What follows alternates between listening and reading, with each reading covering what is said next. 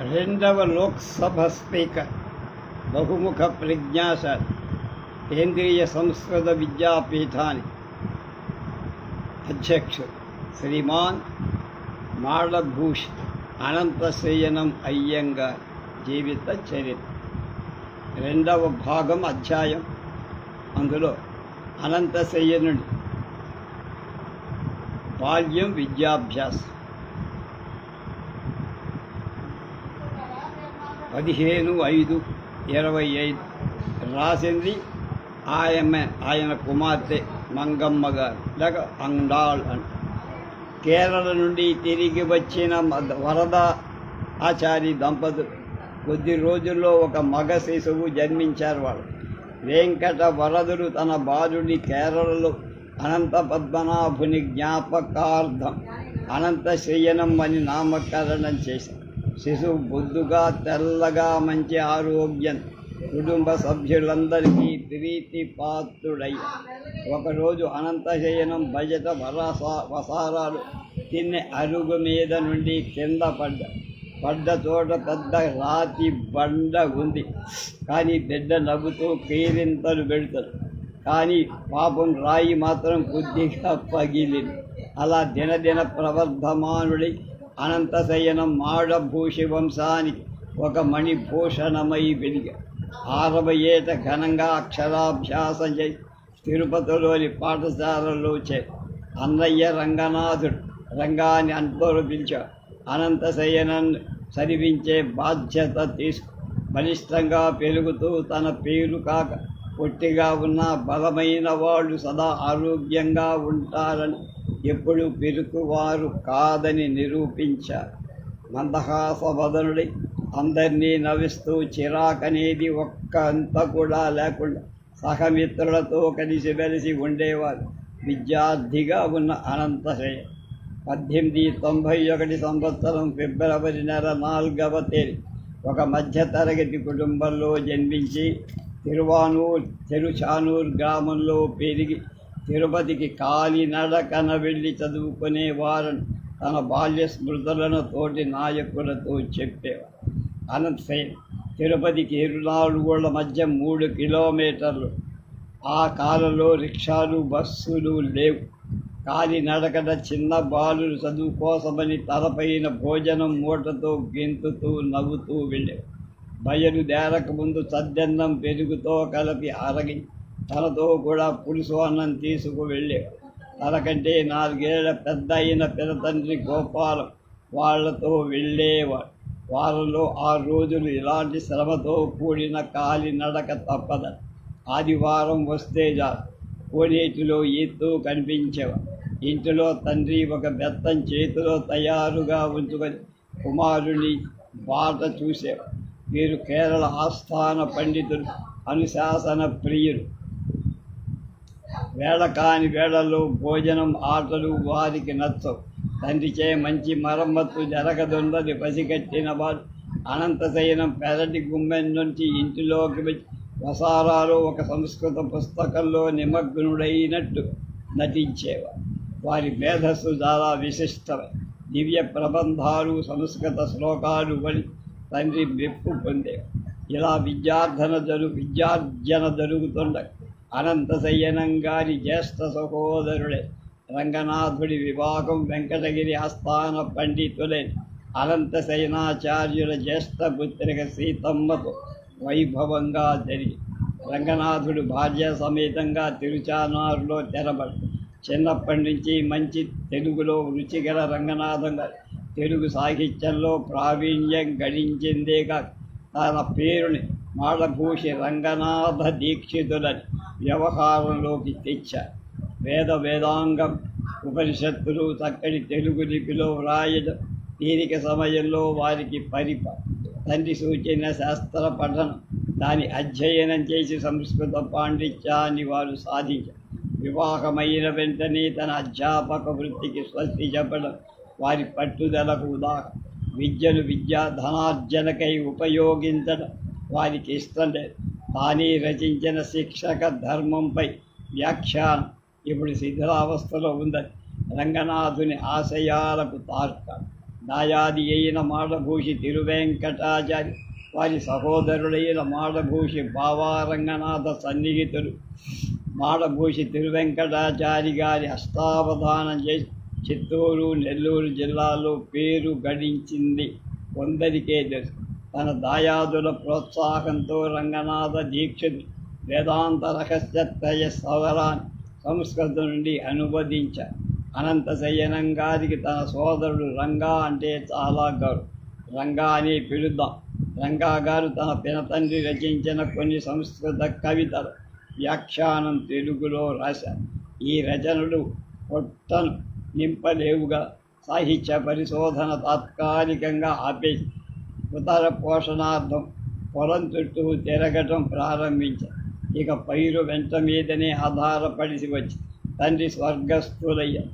తమ్ముడు ఇద్దరు బాలు, చెల్లెలు జాన అవివాహిత. కృష్ణుడు 1 ఏడాది కూడా నిండని గుల్డితం. అనంతశయనానికి 10 తల్లి నిస్సహాయుర.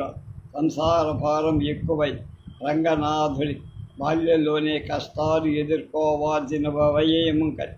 అనంతశయనాడు మొదట కొన్ని రోజులు తండ్రి రక్షణ, తరువాత సోదరి రక్షలో పెరిగిన అనంతశయనం మంచి క్రమశిక్షణకు, లోతైన సత్ప్రవర్తనకు మారు రూపంగా తన విద్యకు ఏ లోటు రాకుండా జాగ్రత్త పడి తిరుపతి పాఠశాల అప్పటికే మహంతుల అధీనం. ఆ పాఠశాల జీవితాన్ని గురించి అనంతశయనం ఇలా చెప్పారు. నాకు ఆప్తమిత్రుడు నా పినతండ్రి గోపాలం గారు. వారు నాకంటే 4 ఏళ్ళు పెద్ద అయిన నా కష్ట సుఖాలు ఇబ్బందులు వారితే చెప్పుకునేవాడు. గోపాలం 1000 మందిలో ఒక్కరు. గోపాలం గారి అక్కయ్య శ్రీనివాసమ్మ అంటే అనంతశయనం గారికి చాలా భయం. శ్రీనివాసమ్మ ఎంత ఖచ్చితమైందంటే ఆమె భర్త, తమ్ముళ్ళు, మరదళ్ళు, వదిన, కాకమ్మ కూడా ఆమె మాటకు ఎదురు చెప్పలేకపోయేవారని మా నాన్నమ్మ అన్నది గుర్తొస్తారు. శ్రీనివాసం సంగీతం వినిపిస్తే గంగుండ్రా మండపం వీధి చివరకు వినపడే. తిరుపతి వాసం అనేక శతాబ్దాలుగా వీళ్ళలోని పద్ధతి ఫలితంగా సంతాన ప్రాప్తి గడి కీర్తి శ్రేయస్సులు గడించింది మాడభూషి వంశం. మాడభూషి శ్రీధర్ అని ఒక గొప్ప లాయర్ ఉన్నాడు. సాంఘిక సమస్యల మీద చక్కగా పోరాడతారు. ఆయన చాలా వ్యాసాలు రాస్తూ ఉంటారు. అలాగే మరొక వంశీయులైన కపిస్థలం వారు తిరుచానూరులో చోటు చేసుకోరు. తిరుపతిలోని గంగూండ్రా మండపం వైష్ణవ సమాజ స్థాపనకు పునాది రాయే.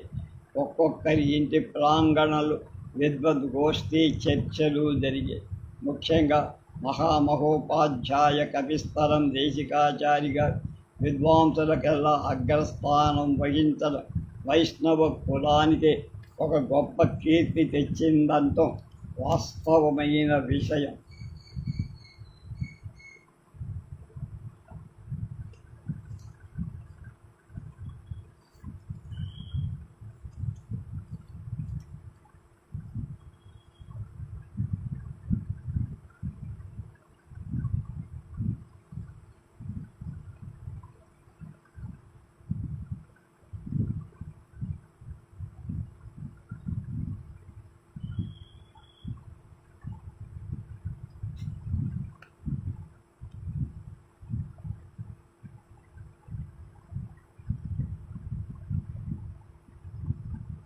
వారి సోదరుడు వీరరాఘవాచారి తిరువెంకటాచార్యులు కూడా తరచు మాడభూషి కుటుంబాన్ని దర్శించారు.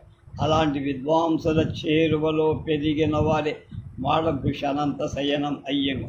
దేశికాచారి గారి వారసులైన రత్నద్వయం పండిత పుత్రుడుగా తయారై, అంటే పండిత పుత్ర సొంట అనే సామెత యథార్థం చేసి తండ్రికి గుదిరాయిగా తయారై వారి అకాల మరణానికి కారణం శంకరంవాడి వంశం అత్తమామ అనంతశయనం గారి మేనమామలిద్దరు తమ జీవిత రథాలను జయప్రదంగా సాగించారు. పెద్దవారైన శంకరంవాడి కృష్ణమాచార్యుల వారు ఒక గొప్ప సంస్కృత విద్వాంసుడు. తిరుపతి జర్మన్ పాఠశాల, తర్వాత దేవస్థానం పాఠశాలలు ఎక్కువ అనుభవజ్ఞులైన సంస్కృత పాండిత్యానికే కాక వాక్చాతుర్యానికి కూడా పేరు. శంకరంబాడి కృష్ణమాచార్య.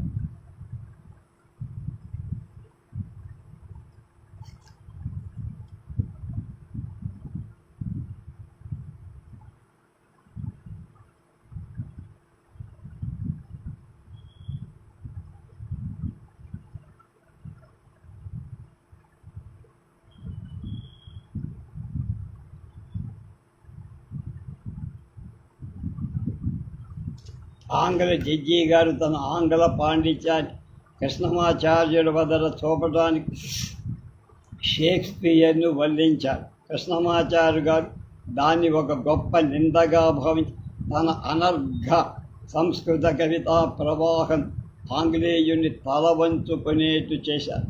పాపం న్యాయాధిపతి తన అల్పబుద్ధికి నొచ్చుకొని సంస్కృత పండితుల వద్ద క్షమాపణ చెప్పుకున్నారు. ఆనాడు సంస్కృత సాహిత్యానికి అంత విలువ. ప్రతి ఒక్కరూ సంస్కృతంలో భాషించే రోజులు. అలాంటి గొప్ప సంస్కృత పండితుడు జడ ప్రవృత్తి గల లక్ష్మి అనే పేరు గల అమ్ముమ్మ తన భార్యగా స్వీకరించడం ప్రశంసనీయమే. ఈ దంపతులకు ఒక కుమారుడు, 3 కుమార్తెలు కలిగారు. పెద్ద కుమార్తె సింగారమే అనంతశయనం గారి భార్య. శంకరంబాడి తిరుమలాచారి అనంతశయనం గారి చిన్న మేనమ. విష్ణు భక్తుడు, తెలుగు విద్వాంసులైన తిరుమలాచారి అజాత శత్రువు. వారు తెరణి అనే కుగ్రామంలో చిత్తూరు జిల్లాలో నగరి మండలానికి చెందిన ఆదినారాయణ స్వామి మందిరంలో పూజా కైంకర్యాలు చేస్తూ జీవితం ఒడిదుడుకులకు అతీతులై కాలం గడిపి చూడటానికి పొట్టిగా నల్లగా ఛాయతో వామడులాగా కనిపించిన వానప్రస్థంలోని సన్యాసాన్ని అవలంబిస్తూ భక్త విజయ పథంలో నిమగ్నులై భౌతిక ప్రపంచానికి తనకు ఎలాంటి సంబంధం లేనట్టు అనిపించుకున్నారు. కొళతంగై తాత వంశీయులైన వారి నిజమైన వారసులనిపి ధ్యానం కుదిరేవారు. దైవ ప్రార్థనలో లేనవై దైవ దర్శనం కలిగిన తరువాతే ఆకారం తీసుకునేవారు. ఒక చిన్న పూరి గుడిసెలో ఉంటూ ఎలాంటి ఐహిక ఇచ్ఛకు లోను కాక దైవ చింతనలో నారాయణ మంత్రం వలిస్తూ కాలం వెళ్ళబుచ్చే. వేదాధ్యయనం ముగిసి వెంటనే చిన్నాని నడగూర్ కన్యను వివాహమాడ. చిన్న పొడుగ్గా తీర్చిదిద్దిన కళ్ళు, నాసికాక సుబ్బమ్మని పేరు. పాపం ఇంటి భారమంతా తన తలపై వేసుకొని ఆ కలియుగ నామదేవుడితో ఎలా కాపురం చేసిందో భగవంతుడికే. అనంతశయనం మేనత్త చిన్న గురి మంచి నేర్పడి పొద్దున లేచిన వెంటనే పక్కనున్న అడవికి వెళ్ళి చెట్లకి ఆకులు కోసి పుల్లలు ఏరి తెచ్చారు. తర్వాత పొలాలకు వెళ్ళి కూలీలను అజమాయించి వచ్చారు. ఇంటి దగ్గర వంట జరుపు, చింతపండు పోగు చేసేది. 12 గంటలకు వంటగదిలో దైవారాధనకై ప్రసాదం తయారు చేసి పూజకై ఇంటికి వచ్చిన భర్తను వడ్డి తాను భోంచేసేది. భర్త విశ్రమించడానికి గుడివైపు వెళితే తాను చిరిగిన బట్టలను కొట్టడము లేక గిన్నెలను కడి ఇంటిని శుభ్రం చెయ్యడంలోనూ నిమగ్నమయ్యేది ఎడతెరిపి లెక్క. ఆ దంపతులకు 2 కొడుకు, 2 కుమార్తెలు. పెద్ద కుమారుడు మంగం. ఈ పేరు నాకే సంక్రమించింది. చాలా రోజులు జీవించాల. ఆమె వివాహ జీవితం చాలా దుర్భరమై అకాల మృత్యువుకు దారి. 2వ కుమార్తె చూడామణి అనే చూడం అనంతశయనం గారి 2వ భార్యగా వారి జీవితాంతం తన మెత్తటి ప్రవర్తనతో సేవ చేసి, అంటే వారి మొదటి భార్య సింగారం మరణానంతరం చూడమ్మను పెళ్ళారు. ఇంటిలో దుర్ఘట. ఉమ్మడి కుటుంబంలో పినతండ్రి, పిన్నమ్మ, మేనత్త, మేనమామలతో పెరిగిన అనంతశయనం ఓపిక, మనస్థైర్యం, కలుపుగోలుతనాన్ని అలవరుచుకొని ఇతరులను మెప్పించడమే కాని కర్తవ్యంగా భావించారు. పెద్దల ఎదుట నోరు విప్పరు, ఎవరిని నొప్పించరు. అనంతశయనం 10 ఏళ్ల వయస్సులో ఉండగా ఒకరోజు తన పినతండ్రి అయిన గోపాలం కబుర్లు చెప్పుకుంటూ ఇంటికి వచ్చి ఇంటిలోని పరిస్థితి చూసి విభ్రాంతి చెందారు. ఎప్పుడూ స్ఫూర్తితో బలిష్టమై కాయంతో వెలిగే తన తండ్రి నిస్త్రాణమై అచేతనమై నేల మీద శయనించి ఉన్నారు. చుట్టూ స్త్రీలు ఎలుగెత్తి ఏడవటం చూసి ఆ చిన్నారి బాలుడు అనంత శయనం కొయ్యబారిపోయి ఆ పూట ఎవరూ భోజనానికి రమ్మని పిలవలేదు కదా. మనశ్శాంతి కలిగించేలా ఓదార్పు మాటలు కూడా ఎవరూ పాపం తల్లి కనకమ్మ అశ్రుపూరితరాలి తలవంచి మృతదేహం పక్కనే కూర్చొని మెల్లగా కాళ్ళేర్చుకొని అనంతశయ్యనం పెరటి తోటలో కూర్చొని ఉండి తన పినతండ్రి అన్నయ్య మేనమామల దగ్గర వారి మాటల వలన ఇక తన భవిష్యత్తు అంధకారమైందని, ఇంటిలో ఉద్యోగం చేసేవాళ్ళు ఎవరూ లేనని, ఇంతటితో బడికి విద్యకు స్వస్తి చెప్పడమే న్యాయమని గ్రహించారు. అంత చిన్న వయస్సులో ఆయనకు అంత పెద్ద ఆఘాతమా? విధి ఇంత క్రూరంగా ప్రవర్తించడం న్యాయమా? కొన్ని రోజులు తిరుచానూరులో ఉండాల్సి వచ్చి మాడభూషి వెంకటవరద కుటుంబం నీడలే పెద్ద ఆలంబనాన్ని కోల్పోయి కుంగిపోయి, అది విధి వైపరీత్యం కాక ఏమి. తామర బాబాయ్ దయాభిక్ష పెట్టాడు. దిక్కులేని వారికి దేవుడే దిక్కు అని అనంతశయనం గారి తల్లి కాకమ్మ కొద్దో గొప్ప ఉన్న 4 ఎకరాల పొలంపై ఆధారపడి జీవనం సాగిస్తున్న దేవదూతల నడాత్తు తాత అని మాచే పిలువబడి ప్రత్యక్షమై తాను అనంతశయనం ఉన్నత విద్యా బాధ్యతలు వహిస్తానని చేయూతనిచ్చారు. వారు మరెవరో గారు, మాడభూషి వంశానికి దాయాదులైన తామరపు వంశీయుల జ్యేష్ఠకుల వెంకట వరదన్ పరమపదించిన తరువాత ఇంటిలోని లేవిని పూర్తి చేయడానికి తాను వచ్చినట్టు చెప్పి అలాంటి ఉదార స్వభావులైన సలాత్తు బాబాయి అనంతశయనాన్ని తన ఇంటిలో ఉండని ప్రభుత్వ పాఠశాలలో చదువు సాగనించారు. అంతేకాక తమ పలుకుబడితో అనంతశయనాన్ని ఉచిత వేతనం ఇప్పించగలరు. ఇక 10వ తరగతి వరకు చదువు సునాయాసంగా సాగిపో మెట్రికులేషన్ పూర్తయ్యే వరకు అనంతశయనం గారి జ్యేష్ఠ సోదరు రంగా తన సతీమణి సీతమ్మతో, తల్లి కాకమ్మ, చెల్లెలు జానా, తమ్ముడు కృష్ణతో 4 ఏళ్ళు తిరుచానూరులోనూ గడి కళాశాల ప్రవేశం కొత్త బాధ్యత. అనంతశయనం గారు పచ్చయ్యప్ప కళాశాలలో చేరడం కూడా తామరపు బాబాయి దయవల్.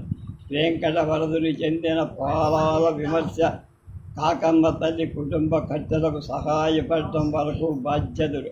అనంతశయనం కాలేజీపై ఖర్చుకు ఉచితంగా డబ్బు పంపడం వారి ప్రప్రథమ కర్తవ్యమని భావి అయ్యంగారు అని అనంతశయ్యంగారి మిత్రులంతా రాజకీయ సభ్యులు పిలవటం అనబడి అనంతశయనం దయాళువైన తన పినతండ్రిని గురించి ఇలా అన్నారు: మా బాబాయి పూర్వాచార ప్రియ అయినా కూడా అడిగినప్పుడల్లా లేదనకుండా ధన సహాయం చేసి పగలైనా రాత్రైనా శుక్రవారమైనా మంగళవారమే అప్పటికప్పుడు నా కోరిక తీర్చారు. వారు కసరుకోవడం కానీ విసుక్కోవడం కానీ ఎప్పుడూ జరగదు కూడా. వారు లేకపోతే మా కుటుంబం ఎలాంటి దుర్దశకు లోనయ్యేదో అనే. మద్రాసులో పచ్చయ్య కళాశాల అయ్యంగారికి చదువు కన్నా ఎక్కువ తీరిక ఉండే ఆ సమయాల్లో విద్యార్థి అనంతశయనం తన ఆరోగ్యం మీద ఎక్కువ శ్రద్ధ పెట్టేవారు. చాలా చిక్కి సన్నగా ఉండేవారు.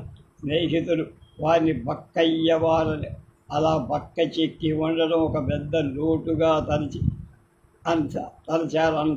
ఎలాగైతే ఏం తాను చక్కగా బలిసి అందరి మెప్పు పొందాలన్న దీక్షతో ఒక పలహారశాలకు ఆనుకొని ఉన్న గోశాలకు తాజాగా పితికిన ఆవు పాలు పెద్ద గ్లాసు నిండుగా కొని దానిలో కొక్కో వేసి కలిపి రోజు తాగి రాత్రిళ్ళు భోజనం తర్వాత వేగడతో కూడిన వెచ్చని పాలు కూడా తాగడం వారి దివచర్యలో ఒక భాగం. నేను వారి కుమార్తె ఎప్పుడూ కడుపు నొప్పితో బాధపడి నాన్నగారు నాకు పచ్చయ్యప్ప వైద్యాన్ని సిఫార్సు చేసేవారు. అలా తను 2 నెలలలోనే చేసి 60 కిలోగ్రాముల లావు ఎక్కారు. అలాంటి ఎన్నో ఆహ్లాదకర సంఘటనలు వారి జీవితంలో సమయం దొరికినప్పుడు మాకు వినిపించారు. మద్రాసు సముద్రపు గాలి వారి ఆరోగ్యానికి కారణమని అయ్యంగారి నమ్మకం. తర్వాత 2 ఏళ్ళు లా కాలేజీలో గడిపారు. న్యాయవాదిగా పట్టభద్రుడై వివాహపు మార్కెట్లో అడుగుపెట్టారు. అనంతసేని కళాశాల జీవితంలో వారి పాఠశాల గురించి, శిక్షణ గురించి ఎక్కువగా తెలియదు. ఏ క్లాసులో తప్పలేదని, చదువు తనకు ఒక సమస్య కాదని అనేవారు. వివాహం ప్రథమం, ఉద్యోగం. 22వ ఏట 1913లో అనంతసేన సింగారమ్మను వివాహమాడు. ఆవిడ వీరి మేనమామ కృష్ణమాచార్యుల కుమార్తె శంకరంబాడమ్మ. వధువు అందంగా, చలాకీగా, తన భర్త న్యాయవాదిని అందరితో గర్వంగా చెప్పే. వకీలు ప్రాక్టీస్ పెట్టడానికి ముందు అనంతసేనం తమ మామగారి సిఫార్సుతో ప్రభుత్వ పాఠశాలలో లెక్కల మాస్టారుగా ఉద్యోగం చేసింది. పాఠశాలలో అనంతసేనం మేనమామ సంస్కృత పండితులు అనేక సంవత్సరాలు సేవ. వారి శిష్యులలో మన ద్వితీయ రాష్ట్రపతి సర్వేపల్లి రాధాకృష్ణన్ కూడా. అనంతసేనం శిక్షణలో ఎందరో వారి కంటే ఎక్కువ వయసు పొడవు గల విద్యార్థులు చదువుకొని కొందరు అనంతసేనం మాస్టర్ పుట్టయ్యవారు అనేవారు.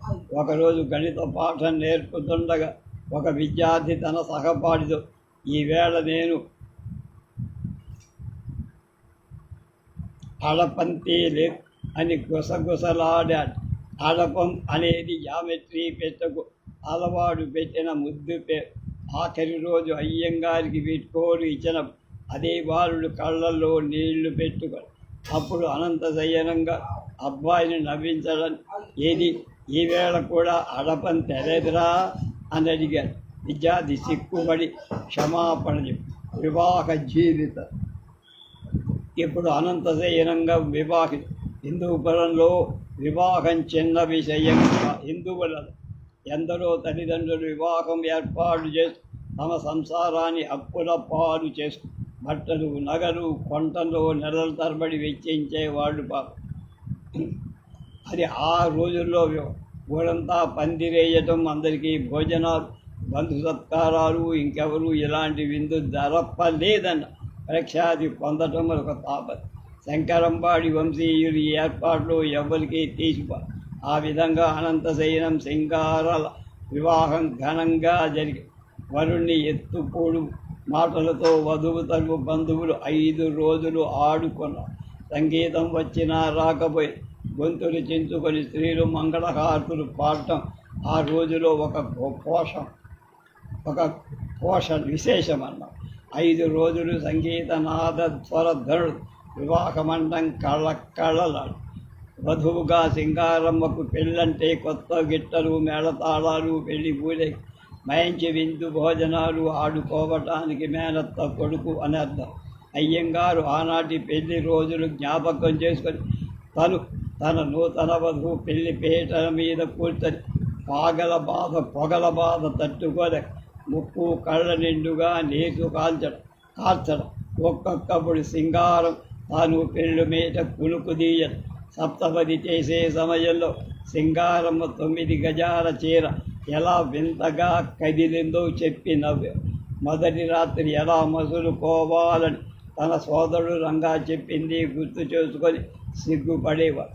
కానీ సింగారమ్మ ఎవరు శిక్షణ ఇచ్చారో తెలియదు. వారు భార్యను అడగనూ లేదు.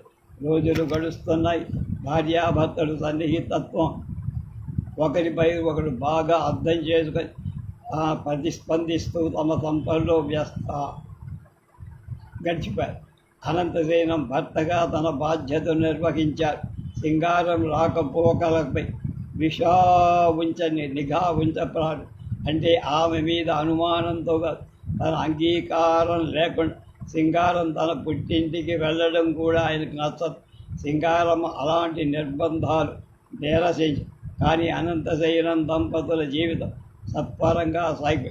ఎందుకంటే అవి ప్రణయ కలహాలు. అనంతశయనం 1003 గృహంలో ఒక వాటా అద్దెకు తీసుకొని కుటుంబం సాగి. ఆ ఇల్లు ఇప్పుడు ఇండియన్ ఎక్స్ప్రెస్ సంపాదకుడైన డికే రాజగోపాల్ గారికి 4 ఏళ్ల వివాహ జీవితం. భార్యాభర్తలు కలిసి ఉన్న రోజు 50%. ఏదో పండగను, బంధువుల పెళ్ళను, ఆహ్వానాలు తరచు సింగారమ్మ పుట్టింటికి వెళ్ళే. అలాంటి పిలుపులు రుచించకుండా సహించాల్సి వచ్చేది అనంతశయనం. సింగారమ్మకు 2 శిశువులు. పెద్దమ్మాయి జయలక్ష్మి అనే జయమ్మ, ఆ వెనక బాలుడు రాము. ఈ మధ్య అనంతశయనం హైకోర్టుకు న్యాయవాది వృత్తికై దాఖలాపత్రం మద్రాసు నుండి సర్టిఫికేటు మంజూరు సమన్లు వచ్చాయి. ఆరంభ దశలో బార్ కౌన్సిల్ సభ్యులంతా కొత్తగా కనిపించారు. అనంతశయనం రిజిస్ట్రార్ ముందు లేచి నిలబడి పదవి ప్రమాణం చేశారు. ప్రమాణ స్వీకారమైన వెంటనే ప్రథమ న్యాయాధికారి జడ్జి అనంతశయనాన్ని పిలిచి ఇలా అన్నారు: ఇక మీరు తలపాగాను, మీరు తిరునామాలు తీసివేయడం మంచి. న్యాయవాద వృత్తికి తగిన రీతిలో వేషభాషలు మార్చుకోవడం, మొదటి రోజే వారికి విరుద్ధంగా ప్రవర్తించడం మంచిది కాదని నేను తలపాగా బదులు కాంగ్రెస్ టోపీ ధరి జిల్లా మ్యాజిస్ట్రేట్ కోర్టులో మాత్రం మామూలు తలపాగాతో నా వృత్తి కొనసాగి, తిరునామం యథాతథ. బ్రిటిష్ వారితో తగాదాలు ఇప్పుడెందుకని శిక్షక వృత్తి వదిలి కొన్ని రోజులకే చిత్తూరు వెళ్ళి స్థిరపడ్డ. ఇల్లు మాసు కోర్టు వకీల్ బోర్డు తగిలి వెంటనే ఒక శుభముహూర్తం చూసి మీ దొరస్వామి అయ్యంగారి వద్ద జూనియర్గా చేర. చిత్తూరులో దొరస్వామి అయ్యంగారు పేరు ప్రతిష్ట బాగా అనుభవజ్ఞుల న్యాయం. జూనియర్లకు వారంటే సింహస్వ. తన సీనియర్ ఇంటిలో అన్ని పనులు అనంతశయనం శ్రద్ధగా చేసేవారు. సీనియర్ గారి కుమారుడు బడిలో దింపటం నుండి బట్టలు శుభ్రంగా బతకటం, బజారుకెళ్ళి వంట సామాన్లు, కూరగాయలు సీనియర్ గృహం ఒక గురుకులంగా గురువైన న్యాయవాది సమక్షంలో నిలబడి వినయంగా ప్రవర్తించడం ఆనాటి ఆచారం. అయ్యంగారి సహ న్యాయవాదు వెంకటరమణ అయ్యర్, శంకర్రావు ప్రభుత్వులు, జూనియర్లు రామకృష్ణరాజు, నగరి వరదాచారి మొదలు తరచు వారింటికి వస్తూ ఉండి పోతుంటారు. రేపు మొదటి భార్య మరణం అనే దుర్ఘటన ఎలా జరిగిందో రేపు మనం తెలుసు.